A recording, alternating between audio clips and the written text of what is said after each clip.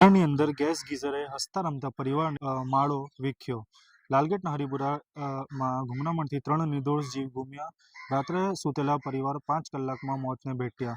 Carbon monoxide બની નિઃશબ્દ ખૂની.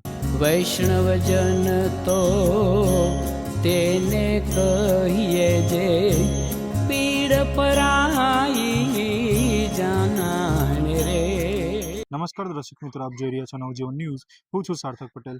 વાત છે સુરત શહેરના લાલગેટ પોલીસ સ્ટેશન વિસ્તારમાં હરિપુરા ખાતે આવેલી એક શેરીમાં જે સૈયદ મંઝિલના ત્રીજા માળે રહેતા એક પરિવાર પર કરુણ દુર્ઘટના તૂટી પડી હતી. 41 વર્ષીય ફૈઝ અહેમદ યુસુફ સૈયદ, તેમના 31 વર્ષીય પત્ની મુબીનાને અને તેમના 12 વર્ષીય પુત્ર નોમાન ઉર્ફે નોનુ મંગળવારે સવારે પોતાના જ ઘરમાં મૃત્યુ હાલતમાં મળી આવ્યા હતા. માહિતી મુજબ સોમવારે રાત્રે પરિવાર દાદીના ઘરે ગયો હતો. ત્યાં પરિવારજનો સાથે ભોજન કરી અને વાતચીત કર્યા બાદ દીકરી ફરીન દાદીના ઘરે જ સૂઈ ગઈ હતી. જ્યારે ફૈઝ તેમની પત્ની અને પુત્ર સાથે પોતાના ઘરે પરત ફર્યા હતા. રાત્રે અંદાજે 12 વાગ્યાથી આસપાસ તેઓ સૂઈ ગયા હતા.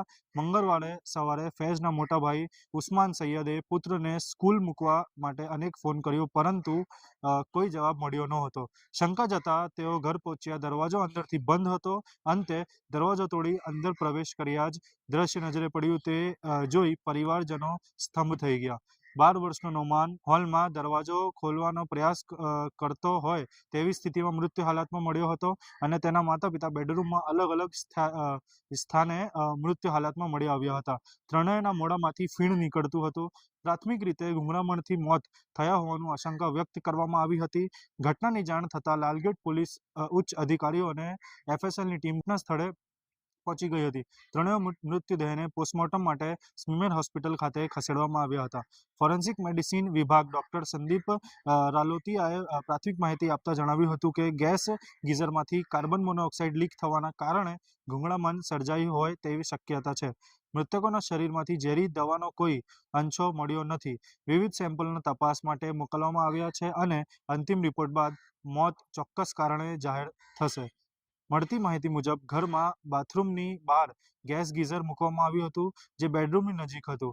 સંભાવના વ્યક્ત કરવામાં આવી રહી છે કે રાત્રે ગરમ પાણીના નળ યોગ્ય રીતે બંધ ન કરતા ગીઝર આખી રાત ચાલુ રહી ગયું હતું અને બંધ રૂમમાં ગેસ ભરાતા કાર્બન મોનોક્સાઇડ શ્વાસમાં જતા ગુંગળામણ સર્જાઈ અને ત્રણેયનું કરુણ મોત થયું હતું.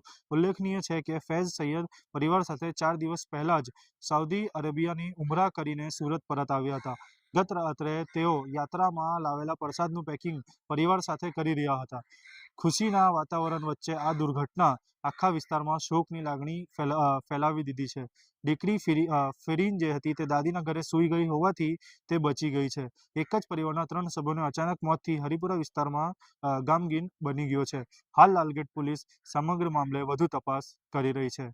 આવી જ ન્યૂઝ અને વધારે વિગતો માટે જોતા રહો નવજીવન ન્યૂઝ.